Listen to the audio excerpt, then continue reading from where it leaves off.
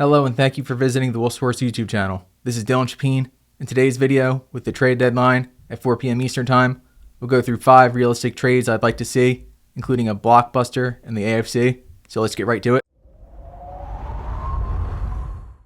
Starting in Denver, the Broncos have surprisingly been connected to wide receivers ahead of the trade deadline, but I think the young trio of Marvin Mims, Troy Franklin, and Pat Bryant is better than another complementary type, such as Jacoby Myers coming over, especially if Las Vegas is serious about wanting at least a day 2 pick for him, which I think would be ridiculous. Instead, I've been saying since last year that David Njoku would be the perfect fit in Sean Payton's offense, and the Browns should be willing to part with him for a 4th round pick via New Orleans that could be at the top of day 3, and also another 7th rounder as they add capital for a potential move for a quarterback. For Denver, Njoku would be more of the inline tight end to pair with Evan Ingram and give them another big target to pair with all the speed they already have around Courtland Sutton. We've seen Njoku be one of the best contested catch tight ends in the league in recent years, and giving Sutton a chance in tight coverage, including in scoring territory, has been a clear strength of Bo Nix over the past couple of years. I think Nix needs more help to match what Patrick Mahomes and Justin Herbert have in the division, but again, I don't see a wide receiver available that would be a clear upgrade outside of A.J. Brown or Brian Thomas Jr., which I don't think is a big swing the Broncos would want to take. So Njoku at least makes the offense more complete, and Ingram has had durability issues in his career, so this move would add some insurance for an offense that is already deep at running back and wide receiver, despite not having the star power of others in the conference. One of the other names that has been connected to Denver is Rashid Shaheed, and there are a handful of teams that I would imagine are having conversations about him, including the Bills, but I think the Steelers are the most likely landing spot, as they could use another deep threat to take the pressure off DK Metcalf, and I don't think Calvin Austin or the recently signed Marquez Valdez-Scantling puts the same kind of fear in opponents that Shaheed would. Based on recent trades at wide receiver, I think he can probably be had for a 4th round pick, and it would be an easy transition with Aaron Rodgers still throwing the ball at a high level. Plus, with the Steelers playing heavily through the tight ends in Arthur Smith's offense, Shaheed would not only open things up for Metcalf, but he'd also create more space for the underneath targets of Pat Freiermuth, Jonnu Smith, and Darnell Washington. There has seemed to be more smoke around Jacoby Myers to Pittsburgh, but he's more of a possession target that would overlap a lot of what the tight ends already do, so Shaheed is a much better fit in my opinion, and certainly a realistic trade we could see today. Now for a couple of defensive moves, starting in Indianapolis. The Colts could reunite defensive coordinator Lou Anarumo with Bengals cornerback Cam Taylor-Britt, who played his best football under Anarumo and was a healthy scratch in Week 7. He did return to the starting lineup 2 weeks ago, but the Bengals are now at 3-6, so I think they'd be willing to make a move here. Indy doesn't have a 6th round pick, so they need to pay up a bit more with a 5th going to the Bengals, but they would get back a 6th in one of the pick swap deals that become so popular. Of course, Colts GM Chris Ballard loves his draft picks and might want to sit tight with Charvarius Ward coming back, but Taylor-Britt would give them a much more formidable trio of Ward, him, and Kenny Moore, increasing their odds of making a run in January. And Taylor-Britt has missed too many tackles this season, but it's not for a lack of effort. He's a very tough physical player, so I'd be confident about reuniting with Anarumo, getting him to play his best football, and elevating the Colts defense to match the high-powered offense they have with Daniel Jones and Jonathan Taylor.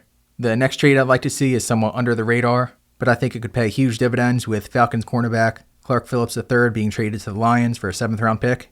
A lot of people might be asking who the heck is this guy. Phillips hasn't played a defensive snap yet this year. He only actually appeared in 1 game and is currently on IR with a triceps injury, but he perfectly fits a style of cornerback that Detroit has targeted over the past couple of seasons with excellent skills in man coverage and feistiness despite being undersized.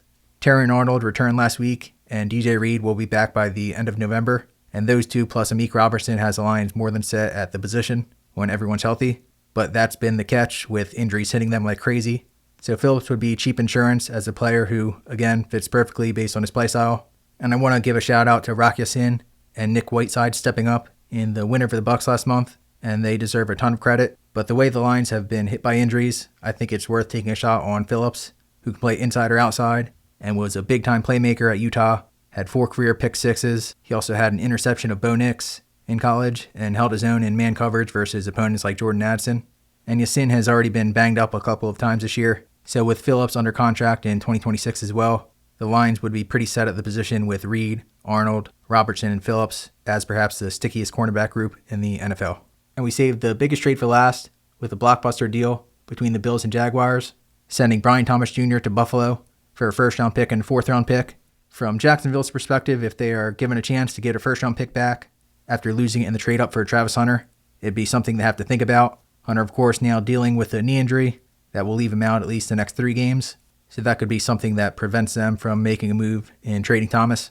But he's clearly started slow this year. And I said during the London game before these trade rumors even started, which Liam Cohen shut down, but that I could see Thomas getting traded during the offseason. His playstyle doesn't quite match what Cohen wants in a wide receiver, with more in-breaking routes over the middle, which is the opposite of what Thomas is comfortable with. So in Buffalo, the vertical downfield skill set that is reminiscent of Randy Moss in terms of playstyle would fit perfectly with Josh Allen. I really like Keon Coleman coming out of Florida State, but Thomas felt like the dream fit that they could have moved up for and didn't. And Buffalo currently has all possession targets at wide receiver and tight end, with Dalton Kincaid and Khalil Shakir in the middle of the field, along with Coleman being not much of a separator and more of a jump ball winner. So as mentioned for Rashid Shaheed in Pittsburgh, who would also fit in Buffalo, Thomas would elevate everyone and provide the skill set that no one else has.